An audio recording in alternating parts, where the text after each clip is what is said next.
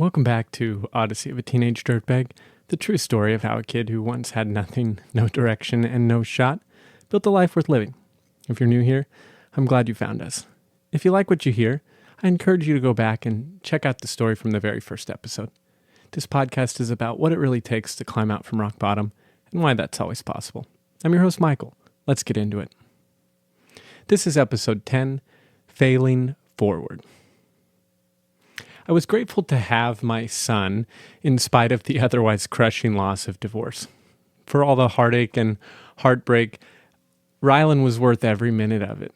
At first I just had him on the weekends, but after a while I was taking him on the weeknights too due to Caitlin's work schedule and her desire to go out with friends in her free time. And so Rylan and I spent the majority of our days together. And being a parent soon became really the only true source of meaning in my life. I would look at this little blonde mess of hair who would look up at me with these beautiful blue eyes with little white teeth poking through his gums, and he'd say, "Daddy, I love you."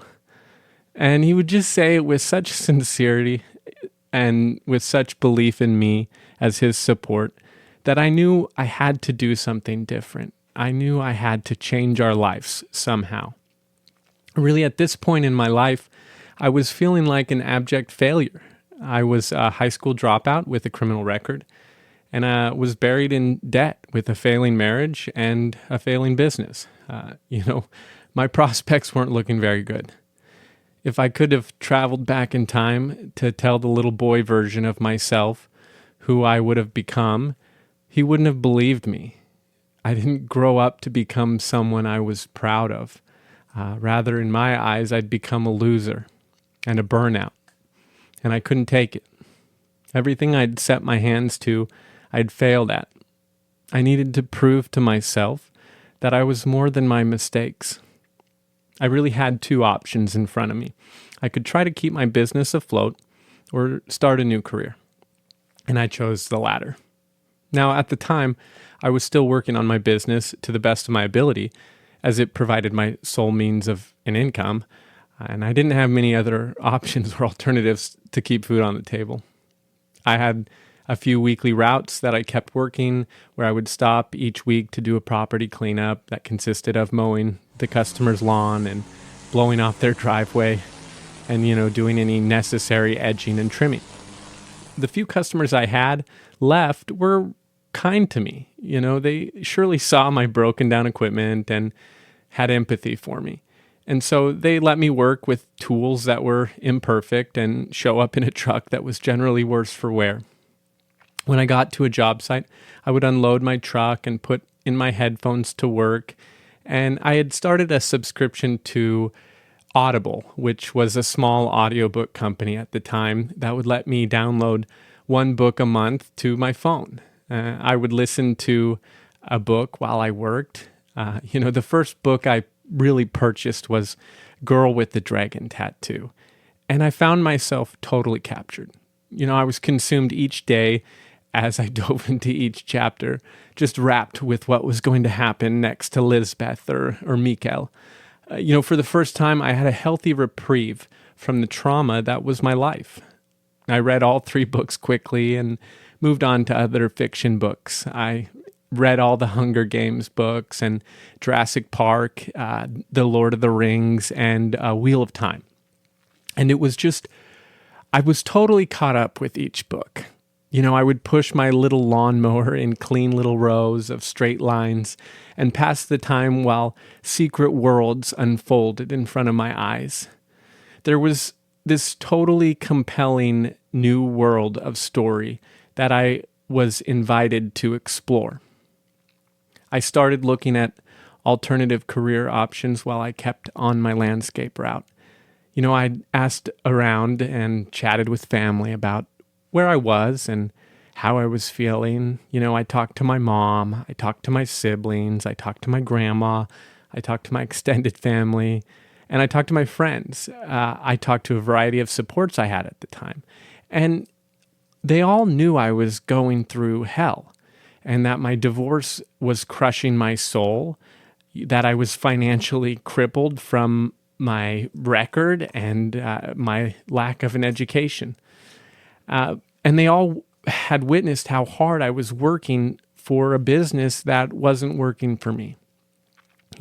Each really had my best interest at heart. They would say, get an HVAC certificate. You can be out and working in 6 months. Or they'd say, sign up for a local apprenticeship with the Carpenters Union. Or just keep applying at Boeing. Once you get a factory job there, you are set for life. Or get an IT certificate at Bates or DeVry. I hear you can be done in under a year and you're out and making good money, And I would listen to each one of them in earnest, but none of their suggestions felt right to me. I had already been slugging away at manual labor for a while now, and I would see old guys on job sites, their backs hurting, knee braces on with beat up trucks, and little in the way of a retirement. There was always this one guy in particular that I would pass on my landscape routes in Maple Valley. I can't remember the name of his business now, but he was always cranking away on a lawnmower or raking up leaves, his silver hair a sign of how long he'd been at it, and his worn out equipment as a sign of how things were going. He just looked tired. And in a way, when I watched him, it was like staring into my own future. That old man was me if I stayed on the path I was on, still struggling in another 50 years. I just didn't want that to be me. Also, I wasn't sold on an easy fix either. I generally come to believe that what was easy and what was right were rarely the same thing. None of the proposed options of my family and friends interested me, and if I was going to commit myself to change at that point in my life, I wanted meaningful change. I wanted to do something that made my heart sing. I wanted to wake up passionate about whatever lay before me. Surely it would be hard work, but I wasn't afraid of hard work. I had learned to endure unquestionable suffering. And I learned that through application and discipline, most things were achievable. Like spinning a ball on my finger.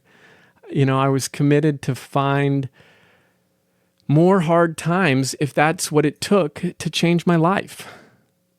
I remember the shock and disbelief and disappointment from my closest supporters when I'd announced my decision. I was going to try to go back to school to earn a degree to learn how to become a writer. Oh, honey, there aren't really jobs for that sort of thing. Oh, I have a friend who did that, and let me tell you, they're still looking for a job. High school was tough for you. Don't you think trades are a better path forward? Michael, you have a kid, and you need to be thinking about what he needs before you are thinking about what you want. School takes time, a long time, and a lot of work. There is much better ways to start making money and supporting your family. Or, didn't I tell you about that IT program at Bates? They all meant well, and they weren't necessarily wrong. Everyone I spoke with truly had my best interests at heart. They had an image in their mind of who I was and what I was capable of. But the image in my mind of who I was and what I was capable of was so much bigger than theirs. At the end of the day, no one knows you as well as you know yourself. And no one is going to believe in you if you don't believe in yourself first. I knew I was capable of more, but they weren't wrong in trying to set my expectations low. You have to understand that I came from a very working class background, and all the people in my life were from blue collar backgrounds and jobs. My grandpa had only earned a 6th grade education. My dad never went to college. My mom only completed some community college classes when she was young, but never earned a degree. So the path I was trying to carve for myself was outside of the norm and challenged what was possible for people like me. So against the advice of virtually everyone in my life, I started exploring options at the local community college. The first step in my enrollment process was taking an assessment test that they called the Compass test, which was intended to determine if you were at college level academically and where you would be placed in courses based on your score. I knew from studying for my GED that my weakest subjects were math and science, but that I was fairly strong in basic English. And that was exactly how my Compass test's results panned out. Before I could enroll in college-level credit courses, I needed to take some adult basic education.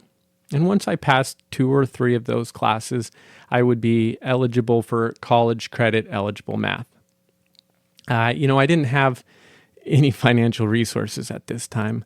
I was living off a few $100s a week, and I had moved into a friend's house in Bonnie Lake where I was sleeping on a downstairs couch. I had an air mattress inflated for my son to sleep on, and we got by there for a time. I applied for financial aid using FAFSA and whatever resources I was directed towards by my campus's financial resources office. I was given a Pell Grant due to having a dependent and some other additional meager loan options that helped me pay for my courses and provide a small cost of living stipend. I met with a guidance counselor in the career office and based my stated interests in writing. He recommended that I pursue an AA or Associates of Arts degree, and he told me that if I worked really hard and I got really good grades after my first 2 years, or approximately 90 credits, that I could apply for a transfer degree to a big university where they have specialized writing programs, and that if that was the direction I wanted to take.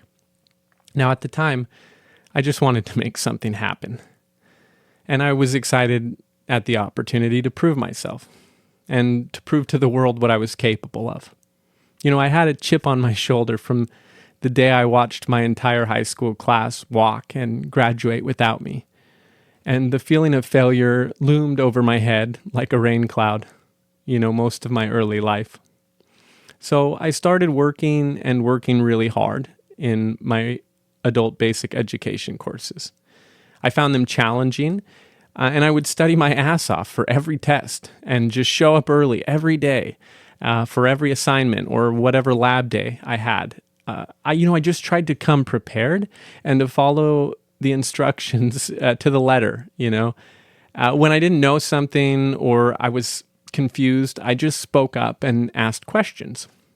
And they would sit down and guide me step by step through each of the math problems that I was struggling with. I sat near the front of the class instead of the back this time around, and, just trying to make something happen. I was also working on my music at the time, and I was in a little local band with a group of friends. I would use my free time to jam and write music, and then I would go to classes in the morning or evening and do it all again the next day. My band was called Law Office, like a play on the words la la la la la and office, a law office, And I played guitar and sang, and I hoped that maybe our band would make it big or that it would be some vehicle for my success. But after a few months of bad songs and limited opportunities, we all sort of moved on to different projects. I think sometimes you are supposed to fail. That failure sometimes can be the best thing for us. And this was certainly one of those times. It was fun, but I wasn't a very good musician, at least not at the time. And it wasn't really the dream I had for myself.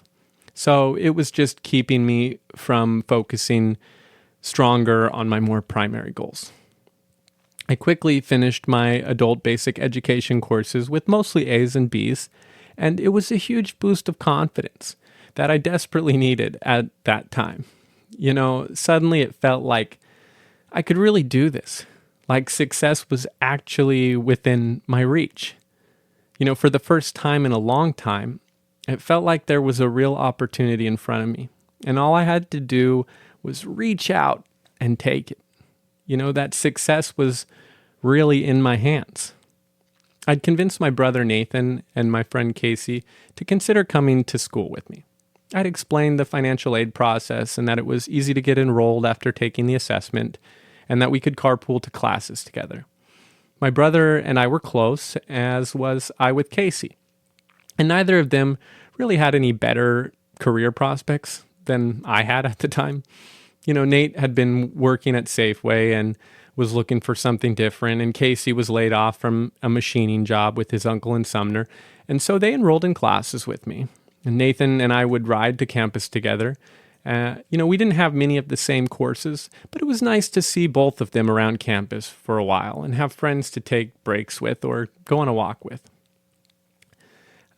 Casey didn't last too long.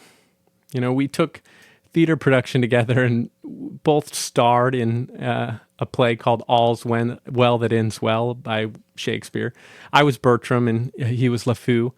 It was a fun time where we were bonding, over learning lines or blocking for the production. He wasn't sure of a career trajectory, so he was sort of rounding things out with an AA until he sorted out a better sense of direction. But that better sense of direction never seemed to manifest. After some issues with financial aid and billing, he ultimately dropped out. Nathan started dating a girl named Marcia, and I met her and sort of had a bad feeling about her. Some of her friends later warned me that she was a bit of a runaround Sue, and I tried to warn him that she was potentially bad news bears. But he didn't want to hear it. Within a few months, she convinced him to unenroll from classes and to cut me out of his life. She started cheating on him with his friends and some other local guys. And when I tried to tell him about it, she'd convinced him that I was just out to get them and he needed to stop talking to me altogether. And so he did. And at the time, my brother was my closest support. My marriage had just ended. I was more alone in the world than I'd ever been. I was still wounded and suffering from the pain of my divorce, the loss, of a dream. My debt and my past failures were all looming over me. My uncle and grandfather, a couple of my biggest supporters, were both dead. And I knew I had to keep fighting for my son Rylan, but at the time I was just feeling so defeated, distressed, and destroyed that I just broke. Depression took me over, and I was fighting for my life every day I went to school. Fighting just to keep my head up, to just keep going without any guarantees that any of it would work. And so I just broke. And something in my body broke, and my throat stopped working. Chronic dysphagia was the official diagnosis. My gastroenterologist wasn't certain of the conditions that caused it. He'd speculated that I might have caught a viral infection that spread to my nerves in my esophagus, or that my personal stress overwhelmed my neurological systems and caused my peristalsis in my esophagus to lose function. Peristalsis is like the wave function that allows swallowing to occur. And after several invasive tests and surgeries, we discovered that my peristalsis failed about 30% of the time. So every time my peristalsis failed, I would start to choke, whether it was food or water or even just spit. My life was turned completely upside down, and I hadn't planned for this. Suddenly, I could barely function. I would choke just trying to swallow a drink of water. I was in the hospital every other week for a few months straight due to stuck food or phlegm causing me to aspirate. I was still making it to class, but it took all of my strength to get there every day. I had to get used to embarrassing myself in front of my peers with this constant clearing of my throat, where I would, and it just was embarrassing because I was loud, and I just felt like everybody could hear me in these quiet classes when folks were trying to work. And, it was overwhelming. I would get these sudden rushed needs to leave so I could go cough before, the choking sensation took over completely. There seemed to be no real end in sight for me after seeing doctor after doctor, as most struggled with knowing how to support and help me. I'd emailed some support groups for swallowing issues, and I had reached out to UW Medicine begging for help. I'll never forget writing out how I thought I was going to die soon. And my son needed me, and I couldn't stand the outcome, and so I was begging for help. Ultimately, it was a random ER doctor during one of my hospital visits who saved my life. He had read a study about the efficacy of benzodiazepines with patients suffering from chronic dysphagia, and so he prescribed me lorazepam and suggested I follow up with my gastroenterologist if I had any success. And to my surprise, it worked miracles. My motility improved significantly, and overnight I had my life back. Meanwhile, I was still enrolled in all of my courses at community college and doing exceptionally well. All things considered. Rather than taking easy electives that my credit allotment had afforded me, I chose to take every opportunity to develop my writing and really broaden my growth through writing-related courses. I learned to navigate life with a disability through medication management, and it was getting easier with determination. I was quickly earning A's in each of my classes and 4.0s at the end of every quarter. One of my English professors, Alina Pitzer, had really seen my growth and promise and continued to encourage me to write. She introduced me to short fiction as a genre and nurtured in me a belief in my potential. There was a position available at the Writing Center on campus to serve as a writing tutor, and she encouraged me to apply. I did apply and ultimately interviewed with the Writing Center's director, Jamie Fitzgerald. And he saw some promise in my material, and given my background in teaching ESL in Mexico, he thought that I'd be a good fit for helping the diverse body of students who came through the center, many of whom were international. I enjoyed working at the Writing Center because it gave me an opportunity to share the tips and tricks I had learned in my classes to help somebody else achieve success in their lives. Most of the time, I would tutor them through writing a thesis statement or how to write a paragraph or a good 5-sentence paragraph. And I loved it because as I was teaching, I was also learning. It was this reciprocal process in that way. I was writing more in my free time too, and I think that the environment at the time just lent itself to creative expression.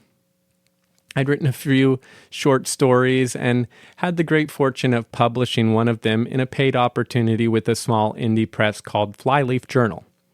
It's funny because when I originally had finished writing The Sound, which is the title of that story I had submitted, I had submitted it through a submission portal on Submittable that the journal had used, and it had an option to withdraw your submission. And I'd waited a few days after submitting it and decided, I think it needs more work, that I think I sent it in too early, and they're not going to care to see it as it is now. And so I had withdrew the submission. To my surprise, a few hours later, the editor called me and was like, hey, so we were just about to make you an offer of publication on your piece. Are you sure you don't want to reconsider the submission? I, of course, was elated and resubmitted my work, and they published it with some accompanying art a few months later. It felt like I was suddenly on my way. Around this time, I'd taken up hunting as well. It was something both my uncle and my grandpa loved dearly. As a child, I remember both of their houses adorned with taxidermy, paintings, and guns of deer, frolicking amongst the mountain landscape. They were just into the idea of being mountain men, generally, and would often sport furs and black powder rifles. After they both passed away and no one in my family hunted, I felt a sense of obligation to them to keep the tradition alive and to not let it die with them. Also, it was kind of like spinning the basketball on my finger. It was hard, and I didn't know how to do it. And it felt like something I would only eventually succeed at with routine, practice, and discipline. So naturally, I took right to it. There was a challenge I found in every adventure outdoors, and pushing the limits of what I was capable of continued to help my confidence in myself grow. I would head out for days at a time with a gun and my backpack and travel deep into the Clearwater wilderness alone. The first night was always the most terrifying. I would imagine every branch breaking was aliens or some cougar ready to attack me in the night. But discipline and routine can overcome most of the worst fears. So I just stayed awake until sleep would finally take me. And after a while, sleep came easier and easier. I'd make primitive fires and set up primitive camps and just relished the physical challenge of being out alone in nature. All the while, my son was rapidly growing. And I guess I was growing too, in a different sort of way.